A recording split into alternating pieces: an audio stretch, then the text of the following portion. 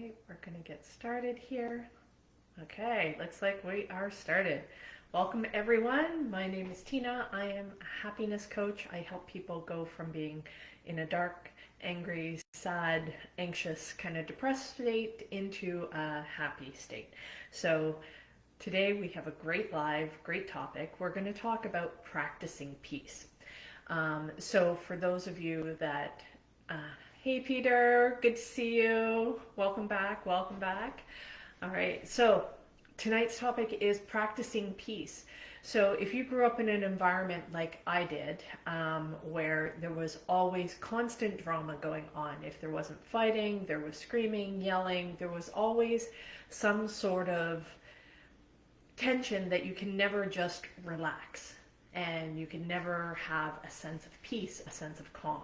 And if you did, it actually made you nervous, because it's like, okay, when's the other shoe gonna drop, kind of thing.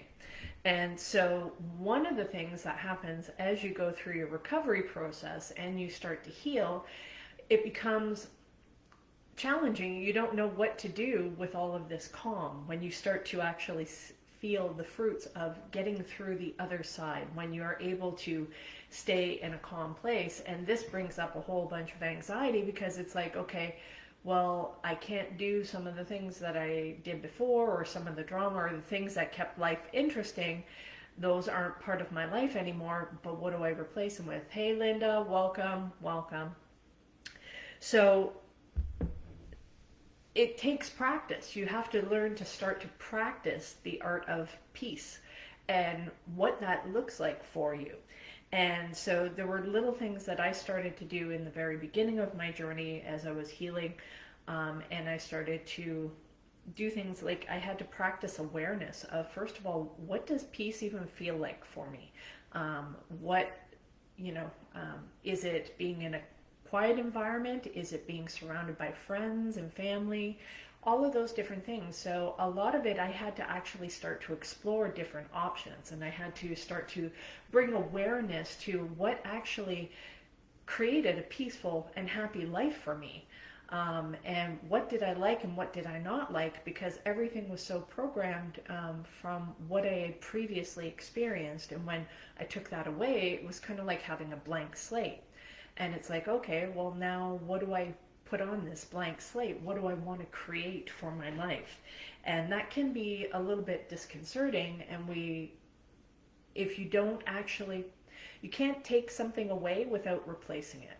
So if you have a crazy, chaotic life from growing up in an abusive environment, or being in an abusive work environment, or whatever that is, and now you get dumped into a happy, healthy environment, you're kind of like, well, I don't know what to do in this environment. I only know how to operate in the other environment. So if you don't learn how to replace it with healthy new behaviors, then what you're going to do is you're going to default to your old behaviors, and then you're going to recreate that chaos because that's what you're familiar with. So you have to start practicing the art of peace and figuring out, what does that feel like for you? What does it look like for you? What does it sound like for you? What does it smell like? Maybe your environment, it was like, cigarettes and empty beer bottles was the scent of our home growing up. So,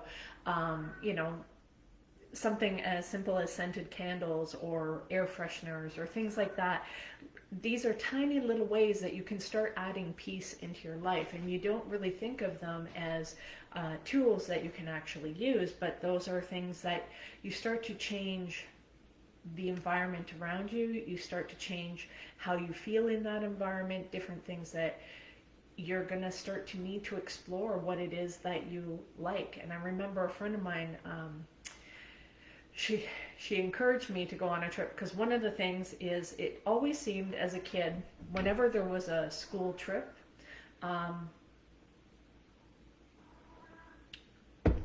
either the one time I did go on a school trip, I ended up getting like super sick, like really like knocked right out, high fever. They had to come pick me up and take me out back home. But other than that, all the other school trips, like there was trips to Ottawa, there was trips to like Montreal, Quebec, all those kind of places for school trips. And I was never allowed to go on them because we didn't have enough money.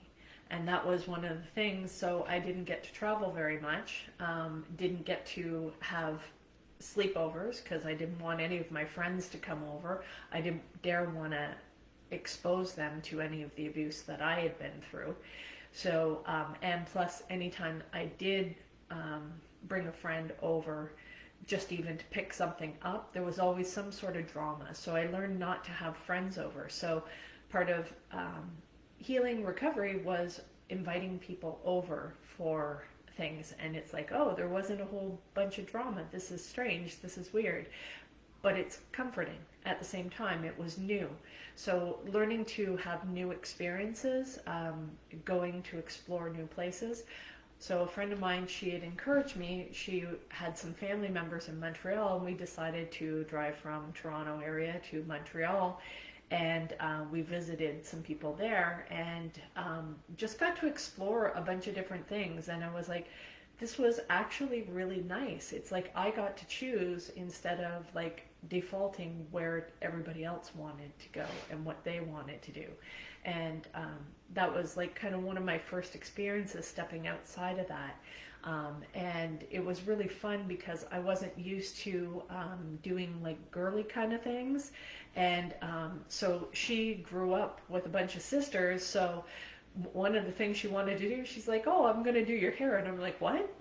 Oh, okay. And so she did my hair in a different style, and we had gone shopping and done a bunch of things like that. And that was a very new experience for me. One, because my mom, first of all, she worked a manufacturing job that was mostly done by men. And so she didn't do very many girly things, any like fun playtimes. Like I don't have any memories of doing those kind of things other than going to bingo. That was the only thing that my mom did. She went to bingo, right? So if I wanted to spend time with her, that's what I had to do, is go to bingo. A couple of times I dragged her out, but it was like pulling teeth to do things like a paint night kind of thing, right? But we did do those. So learning to figure out what it is that brings you peace, what kind of activities. And I remember her calling me out, my friend, she called me out. She's like, Tina, you have such a narrow view, like there's an entire world out there. And that's the funny thing is, well, not so funny, but that's the thing, growing up in these environments, it's so fear-based, and fear is a contracted energy, and love is a more expansive one. So when you start going outside and you start learning about new things, having new experiences, it brings a whole new dynamic to your world that it adds, that is where some of the real healing starts to happen, because now you're, instead of surviving life, you're now starting to live life, and there's a big difference. And just doing little things, so becoming aware of and keeping in mind all five senses. It's like, so that could be trying new foods, trying new colognes or air fresheners or different scents and stuff like that. It can be touch. So I was going for a lot of massage. I did a lot of, I tried cooking new recipes and doing all different kinds of things, playing instruments. So just starting to explore different things. It's like, do I like this? Do I not? Is this something that it brings me peace? Does it bring me comfort? Does it bring me happiness? What is it, right? And understanding those kind of things really helps to, instead of surviving your life, you're now living a life. And so, just going back. And as you're going through this, you're going to find out there's some things it's like, you know what, I don't really like this that much. Or, did you know that rose blush in the presence? Okay, thanks. So starting point. So with some things, so like I experimented with music quite a bit of what actually helps me with feeling relaxed. And most of the time, like if I'm waking up in the morning, I like something very calm, relaxing, instrumental, kind of spa-like music. And usually with like some water and stuff like that. That's relaxing. However, that does not actually relax me. Oh, wow. Thank you so much. That's very cute. Thank you. Appreciate the gifts. So, no, what the heck was I saying? So, with, oh, music, yes. So, while that most of the time will relax me, if I'm in an agitated, angry state or I'm feeling anxious, or frustrated about something, then that kind of music actually just increases my frustration level and it just makes me irritated and it reminds me that I'm not calm. So what I do is I flip that. So if I'm angry and I'm irritated or frustrated, then I will play like angry music that's angrier than me, and then it helps calm me down for some reason. So this is why it's important to understand what's going on internally with you, so that you can know the appropriate tool and you start building this tool belt of things that you can use to heal and make your life happier and learn to practice peace in your life. So just because, it's like, oh, that's nice calm music, it's like, okay, well, that's not actually calming me down. So you have to find out what actually works for you, and that means trying new things. So that could be listening to a different music type. So a lot in the beginning, I experimented with classical music, did all kinds of different things, like just seeing what's out there, what I liked, what I didn't like, and just learning those kind of things. I developed a love for flowers because we didn't have any of that kind of stuff. Our house was just like, we didn't decorate, we didn't do any of those things unless it was Christmas. Then we put up a Christmas tree, but there wasn't like gardening and flowers and stuff like that. It was just bare minimum kind of thing, just enough to, our entire house screamed survival, right? So starting to add artwork in too was another thing. So I started in my early 20s, I would visit art galleries and museums and stuff like that, and I would pick up like little souvenirs, and I would find something that actually like gave me that, like a specific feeling. Like if I was like, wow, that is just like really beautiful, and I just love looking at that. And I didn't have a lot of money at the time, so I would buy, like, instead of like a print of it, I would buy a greeting card version of it, right? So because that was only a couple of bucks, and then I would like take that home and I'd go buy a dollar store frame and I put that up, and that was part of little things that I did to start to decorate the home that I was in, of bringing in different things that brought beauty into my life, brought peace into my life. I would buy flowers. I created like this whole balcony garden that I had, and I just bought all the different flowers that I liked, just because I liked them. And so these are little things that you can do to start figuring out what it is that you like in your life. I also did, like, I explored, I went back in 2000.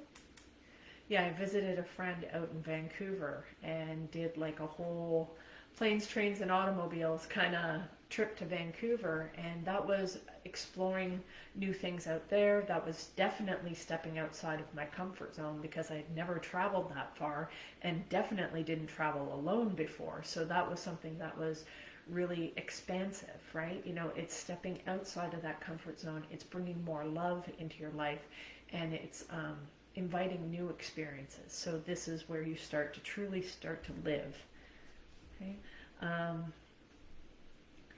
And if you don't start to replace those things, like I said, you can end up defaulting to old behaviors, right? So you can never take away something without replacing it. So if you're trying to change any habits or anything else like that, finding new habits it's like when I quit smoking, I would have a cigarette with my coffee, and I had to change what I did when I had my coffee so that I didn't crave the cigarette, kind of thing. So you start finding ways to pair these different habits as you replace it with a new beneficial behavior, right? So the next part is we have to cultivate a desire of why is it important for you to actually do the healing work? Why is it important for you to live a happy life? Why, what does a healed and happy life even look like to you? And sometimes we don't know the answer to that question, right? I didn't know, so I had to explore different options and finding different people that I could hang out with. So I found a bunch of people that were all interested in healing and recovery. I often hung around 12-step groups and was involved in conferences and stuff like that. And I went to many like AA conferences, and I would get to listen to speakers talk about growth and their recovery process and all of that kind of stuff. Even though I wasn't an alcoholic myself, I love listening to the speakers. They have such great stories, and they're like, to see those transformations was really, really powerful, because it's not easy, right? And being able to go to dances. They had the best, yes. They had, Austin, good to see you on Facebook there. Yeah, they had the best dances, right? I was so excited to see that you could actually go to a dance and it was the same thing. It was like being out at a club, and it was fun, and there was no drinking. There was no fighting, no bullshit, no drama afterwards. I was like, oh, this is awesome. This is what I've been looking for all my life. I love that, right? I really loved going to those, and I don't know how many dry New Years I rang in because they were the best parties, because these guys, they know how to party, and then they learn how to party without the alcohol, and it's just as fun, and it's great. So those were exciting times, and I really enjoyed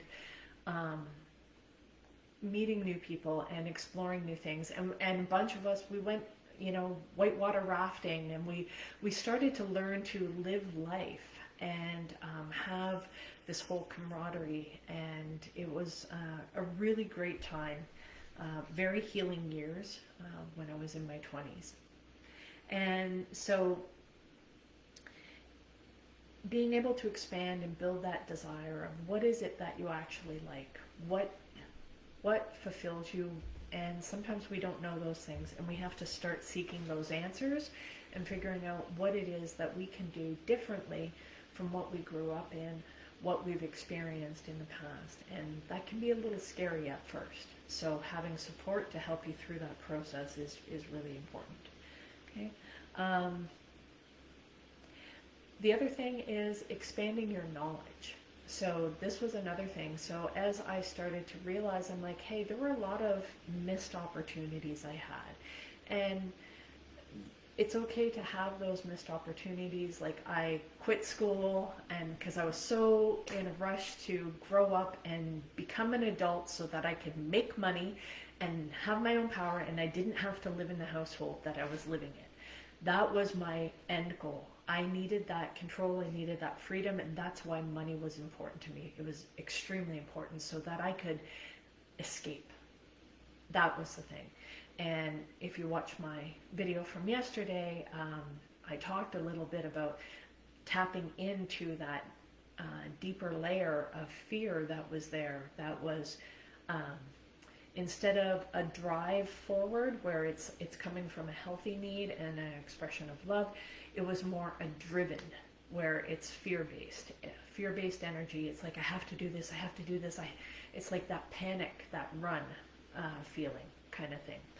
And when you tap into that and you see where it's connected, you also see the things that are holding you back. And as you go through healing and recovery, it's going to come to you in layers, right? We didn't develop all these survival skills overnight, so we're not going to be able to unchain them overnight, but you can do this in a faster way, okay? So understanding the knowledge And so as I was going through this stuff, I expanded my knowledge in a bunch of different things, like, what does a healthy home look like? What does that look like? It's like, okay. So I did a lot of reading on self-help and recovery books and growth and all those kind of things. I went back to school. I finished my high school, and then I decided to go to university. I was going to study psychology, but I was also in transport and logistics, and I was trying to do it part-time. And it's so funny because in my 20s, I was like, oh, I'm getting too old for this. It's too late for me. Which was so funny. And the funny thing is I used to hang around with some older ladies that were my current age, and they liked getting advice from me. They liked being able to talk with me, and I would listen to them. And just because I dove so deep and I immersed myself in all this recovery stuff, I was in different big book studies, 12-step groups, all those kind of things. Other recovery groups as well, too, that I would go to. And basically, my entire social circle were all involved in this. And it's kind of like the whole online entrepreneur world, actually, is because in order to be successful, you have to have a growth mindset in this environment. So it's a beautiful, beautiful option. Okay. So learning new skills, learning new hobbies, learning new crafts, expanding your knowledge, even if it's not something fun. Maybe it's more skills. Like I loved that I was in therapy, doing all this stuff, working full time, and I was going to night school. And it's like during the day I would be sitting there, and because I had to take biochemistry, so I was like writing out molecular formulas as like little designs on paper, like as doodles kind of thing, as part of my practice for the test. Could I do that right now? No, I probably couldn't, but if I refreshed my memory, it would come back to me. Same with the computer programming that I took. It's like I know how to program, but I haven't used it, and I haven't done it since 2009, so if you don't use it, you lose it, right? So it's important to, if you're going to build those skills, build something that you can actually implement. And I didn't know that at the time, but I was trying out different things. So when you're exploring different options, that's fine, right? Finding out, oh, I like this, no, I don't really like that, kind of thing. But even with that, looking back now, there were still some very limiting beliefs that I had, like things that happened from childhood, like an art teacher picking on me for not understanding the assignment correctly, and made fun of me in class. And that made me feel like, oh, I didn't see art as something that was a learnable skill. I thought it was, you have to have a natural talent, and otherwise, you shouldn't bother doing that, right? I didn't know that you could actually learn this, and that it's normal to make mistakes and then learn to do it better, right? So I was like, oh, damn, okay. I wish I had known that, because I really loved art, but I thought I wasn't good at it because of the criticism that I had received. And I didn't know, and because of growing up in the environment that I grew up in, I didn't take criticism well. It was very threatening to be criticized, because that also followed punishment, right? So, and for myself, I tried to avoid that as much as possible, and that was the way of coping, of trying to be this people pleaser, perfect kind of person, so that I didn't have to experience that, because it was pretty negative consequences. So learning to develop your knowledge and expanding that helps bring you some peace. And also the act of challenging your mind to learn something that takes some effort to read. So it was also then chapters. I don't know if some people know this, but it's a bookstore up in Canada, and that usually has a Starbucks, but when they open, you could go in and you could take books, and then they had like comfortable chairs, so it was like a whole social thing. So you could go in and read a book while you're in there. So it's like an upscale library kind of thing. But friends of mine, we'd all go hang out at the Chapters bookstore and we'd read those kind of things. But I would explore different books and things that were like completely outside of the scope of study, but it was just like a whole like learning, self-driven learning, and I really enjoyed that. So I read things like Stephen Hawking's and like all like really challenging things. I'd read books on math, I'd read books on science, just because I thought they were cool and it was interesting and it was challenging.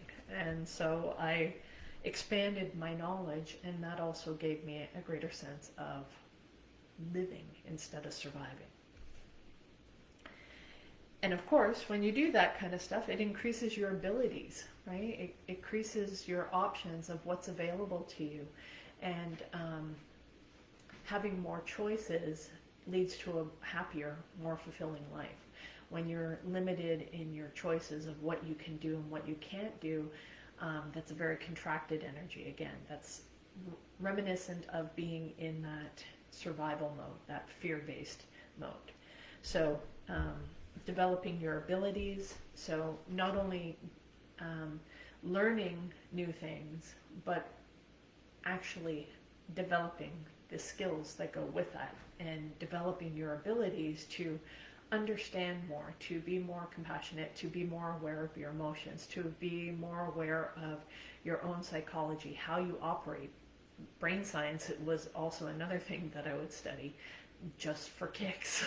So these are just things. I obviously am a lifelong learner, and I love to learn new things. So that's, for me, is a great sense of happiness. Now, if you grew up and you hated doing those things, you hated school, you hated having to read, finding something else in a way that you can learn might be better. Maybe you start picking up a craft, or learning a skill, or building something, or doing woodwork or something like that. Whatever it is that you have, maybe you always wanted to go fishing and you never did as a kid, or maybe you wanted to there was sometimes that we did ballroom dancing too. That was fun. We'd go to big dances and stuff like that, a bunch of us. So we'd get all dressed up and do that kind of thing. So that's a long, long time ago. Yeah, those are good memories. So developing your abilities, right? I tried a few things, like I joined a baseball team, and they thought for some reason I'd make a good umpire, like that I could make a good judgment call, but I think I was a little too ADD for it, so I did not make a good umpire at all. Because they'd be like, Tina, well, what was that, ball or a strike? And I'm like, I was looking that way.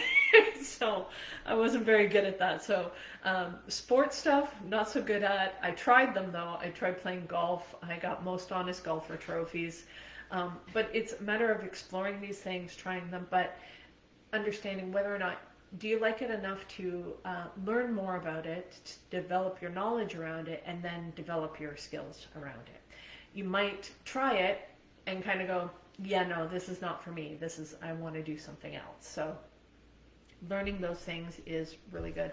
And then once you find something that actually does help you feel happier, brings you more peace. Another thing that I did was volunteering, because I love animals. So I volunteered for a pet rescue, and I would go into the stores, and I would, the cats that were up for adoption, you take them out, you play with them, you clean their cage, you give them food, water, pet them, all that kind of stuff, right? And then you just report back. So I did those kind of things because that was something that was fulfilling. I always wanted to do something over and above my existing job, just to add more happiness, more enjoyment, more fulfillment into my life as part of my healing and recovery journey. And this is something that it's important to start building that tool set. it's actually more important than some of the deeper work that you end up doing. Hey, you got a new name. Same picture. Save the bees. Yeah. So, yeah, so cultivating those skills, those things to bring that into your life to feel a happier, more fulfilled life. And you don't have to wait until you're fully healed, that you have everything all dealt with. This actually makes the, hey Alfred, yes, save the bees. Absolutely save the bees. I actually went to a mead winery place that was a farm, and they had like bee tours that you could go for, and there was like mead tasting and stuff like that, like a winery kind of thing. That was fun to go to. Lots of nice places around here in Ontario. So, guys, those are things that have really helped with the recovery process, being able to start to build that tool belt of what actually fulfills you. And also taking a look at, are you defaulting to old coping mechanisms because you haven't expanded beyond what was normal? So like, example, one of the things when, oh, you're in Grimsby area, okay. Okay, yeah, down that way. Yeah, I think it was that one down there, Alfred. Oh, that's cool that you know the area.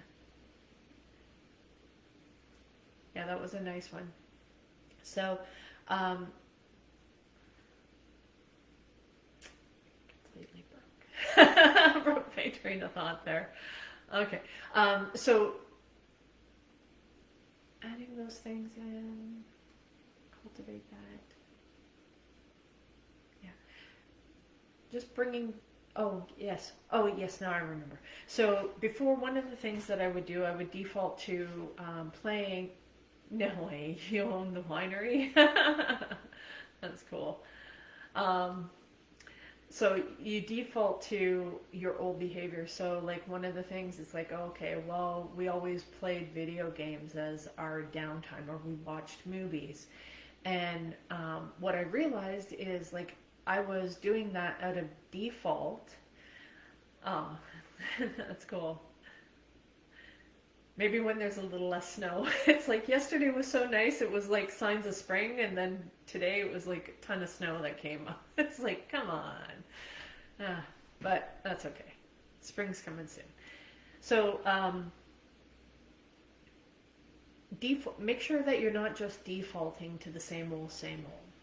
Step outside of the comfort zone, go explore a different store, even if it's not one that you would normally go in. I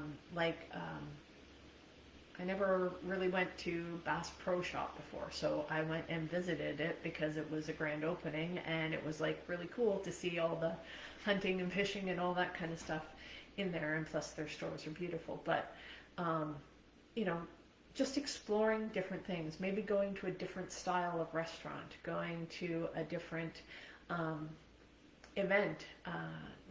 So friends of mine, we went to like a concert that was 80s hair band back, it was down in Ontario Place.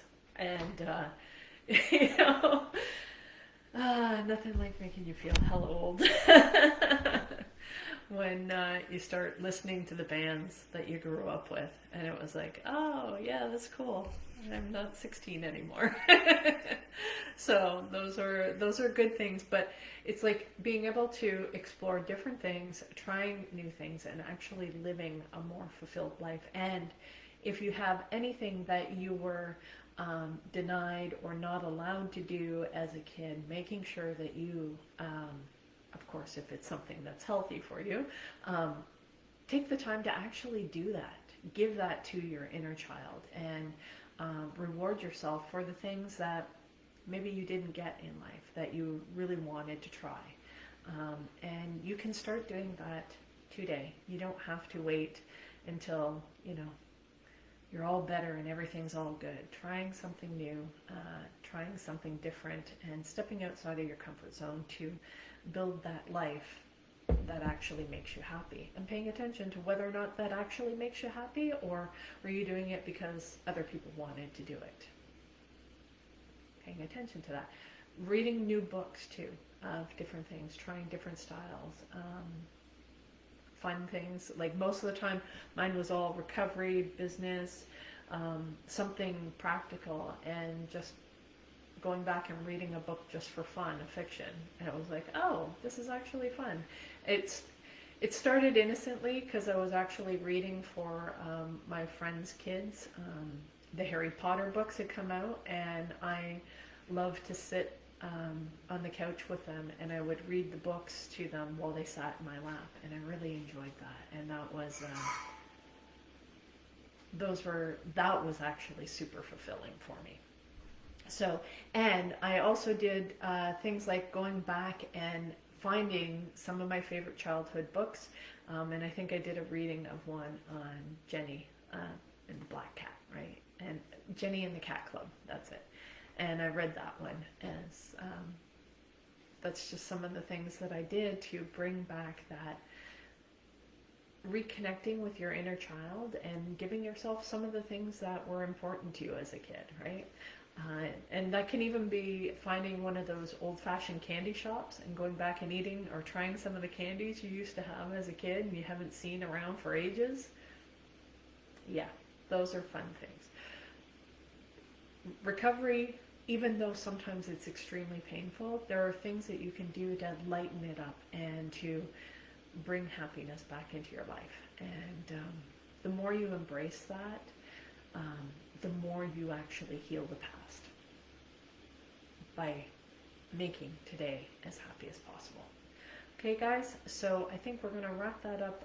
And see, this is the thing, is when things start going good, there's a few less things to talk about because it's easy to get stuck in the drama and stuff like that. But this is where it's at, and it doesn't have to always be dark. Okay, so keep coming back, guys. If you want to check out the replay, you jumped in a little bit after we started and you want to catch the beginning part, you can go back, check out my YouTube channel, Coach Tina B 125, and you will see some of the artwork that I've created there as well. They're part of the thumbnails. Check those out. If you want prints or merchandise from that, you can click the link in the description, and come back again tomorrow night, 9 p.m. Eastern Time. And Peter, thanks again for the gifts and the other attendees that gave gifts on TikTok. Thank you so much. Have a great night, and we will talk to you tomorrow. Bye.